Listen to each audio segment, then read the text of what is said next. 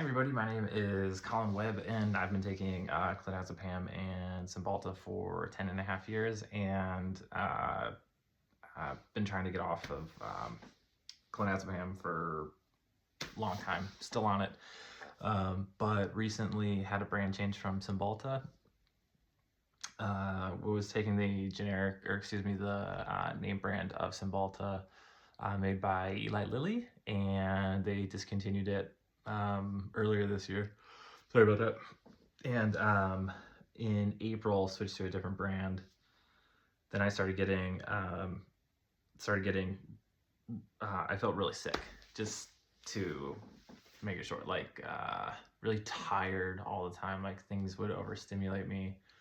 And then shit just really hit the fan when I drank. You're not supposed to drink on these drugs, but I'd been drinking, been like a weekend binge drinker. Yeah, only on the weekends, never touched it during the weekdays, but since I was like 17, 18, I had a fake ID in high school and everything, and anyways, but and then before I was on these drugs, weekend binger, on the drugs, weekend binger, normal routine, and I had brand changes on Clonazepam totally fine. For some reason with this brand change with the Cymbalta, it just opened up the gates of hell when I drank. Not sure why that happened. I mean, obviously I know why, like there's some sort of chemical reaction in my head, but it was just fucking hell for a very, very long time. And then I felt really bad, was still able to work, but then I tried to go to a meeting, and that was just way too intense a work meeting, just a normal work meeting. And that is when driving and walking outside was too stimulating, so I just had to stay inside the whole time. Started kind of like pushing back outside a little bit, and then I tried to drive again too soon, too far. That knocked me out. Then on August 27th, I accidentally took 4% less of my benzo dose, and that was giving me interdose withdrawal akathisia. Just like feeling like electricity moving through me, and feel like being in a sauna too long, like 20 out of 10 panic attacks, just like the worst kind of feeling you can feel. Stuck inside, can't move, can't work. Yeah, it's been a rough road. But today is December 6th, and I'm doing a lot better. What finally helped with everything was when another person I talked to who's been through this kind of thing with Cymbalta, she had she had gotten off of Cymbalta, but then took it again. I forget what you call that in the psych world, but it really messed her up, and she had to learn how to drive again, learn how to walk again, outside, right, go to the store again, everything. And she's like, do stuff with your spouse, and that worked. So before, like, I would try to go for like a 6-minute walk, and then you'd feel the huge head pressure, waking up at 1 a.m. to 5 a.m. and you just can't sleep. Extremely fatigued, feel like hell, feel like it's time to go to bed the exact time you wake up, like, and you just have to get through the day, got a baby at home, have to work, and you just have the most hellish head pressure, and everything's too stimulating, but slowly. So I went on a 4-minute walk, and that worked. And then so me and my wife started going on a 4-minute walk every morning, and then in the afternoon. 4-minute walk, slowly bumped up to like 4.5 minutes, 5 minutes, 6 minutes, 7 minutes. And I finally hit 30 minutes of walking yesterday, which I am just over the fucking moon about. I hadn't walked 30 minutes, because we used to walk 30 minutes all the time. My wife and I just, we'd go take a walk, especially when she was pregnant. We would walk all the time. And it was always 30 minutes, 30 minutes, 30 minutes. And I hadn't been able to do that for 6 months. And I finally did it yesterday. And I feel so much better. So if you're going through something with Cymbalta or an SNRI and everything's way too stimulating, I mean, like, I couldn't even watch TV for a while, for a couple months. And then slowly got better. I couldn't even get out of bed, couldn't even leave this room that I'm talking in during the day because it was just too stimulating. But now I am, today I drove to the grocery store, 8 minutes there, hung out in the grocery store for 13 minutes. 2 days ago, I went to a store for the first time again. Just to it's like a Dollar Tree kind of thing. It's called Five Below.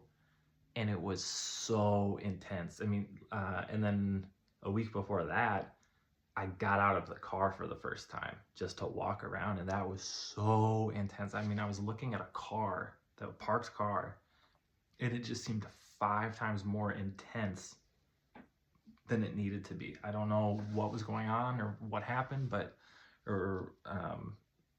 actually I kind of do from reading a million things about this, but so basically your prefrontal cortex is all messed up and it doesn't know how to channel sensory input. And so everything is just, normal people can filter it, but when you're going through Cymbalta withdrawal or brain changes or whatever, Cymbalta problems, SNRI, SSRI problems, benzo problems as well, the brain isn't filtering it right, so it's just coming in and hitting you 10 times harder. But I was walking twice a day, and then at the end when I was close to when I got to like 22 minutes and it was just kind of like all the same, I just did one walk a day. Now I'm just doing one walk every single day, just 30 minutes. And then now I'm going outside, going to grocery stores. Next stop is restaurants, hopefully sometime soon. And yeah, so it looks like my life is coming back. I'm so happy. This whole hellish nightmare could be over soon. And when I mean like over, I mean like I'm working in my office. I've been working at home the entire time, working in my office, like outdoors all the time. You know, can drive my wife, my daughter, and we can drive an hour to the zoo, hang out, and then drive back, and then that would be an okay day. Like, not completely messed up. So I'm seeing improvement. And a lot of it came from walking. Walking is what made my brain just turn the volume down on everything, and I can watch movies again. I was able to watch TV series. My wife and I, in this past year, we watched Game of Thrones, Better Call Saul, and Breaking Bad. I was able to watch all those TV series like one episode at a time, or even sometimes 2 episodes. But before, like 5 minutes of a movie, and my brain would just start getting all messed up. It was too much. But now I can watch movies again. So that's great. Yeah, it's clearing up, and I can't wait to see what happens in the next 2 weeks when I make another video. But if you have the option to not take psych drugs, please do not.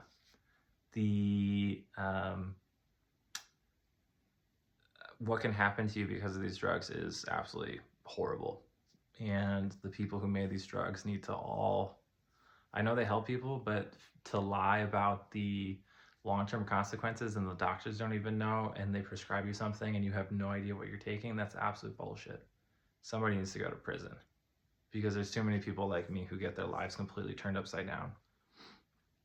So if you can, don't take the pills. If you do take the pills, keep fighting. And as soon as I feel up to it and strong enough, I'm going to start my benzo taper again. I'm on 0.76 milligrams of clonazepam, and started at 1 milligram, got down to 0.76, and then this Cymbalta brain change happened. So I'm going to keep tapering off the benzos, because I really want to get off the damn benzos, because those are, withdrawal effects from those are horrible.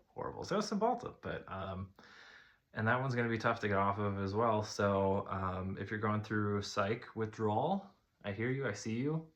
If you ever need somebody to talk to, reach out. I'd be more than happy to just talk with you, because all of us need support and help, and I've been in your shoes. I'm not 100% healed yet, but I'm on the way there. I can feel it. And I know what it feels like to be in the darkest of the depths. And you just, in those days, you just need to take it, whatever it's like, hour by hour is literally how I had to go through the hardest days, and or minute by minute. And just, if you can run out of it, run. If you can jog out, jog. If you can walk out, walk. And if you need to just crawl, crawl, but keep moving forward, and you will get out. People keep saying the same stuff over and over again about this stuff. The people who have gone through this, benzo withdrawal, SNRI withdrawal, SSRI withdrawal, when you're in it, your brain's lying to you saying you're never going to get out, but you will, and it's just time, and just crawl if you need to. Keep going.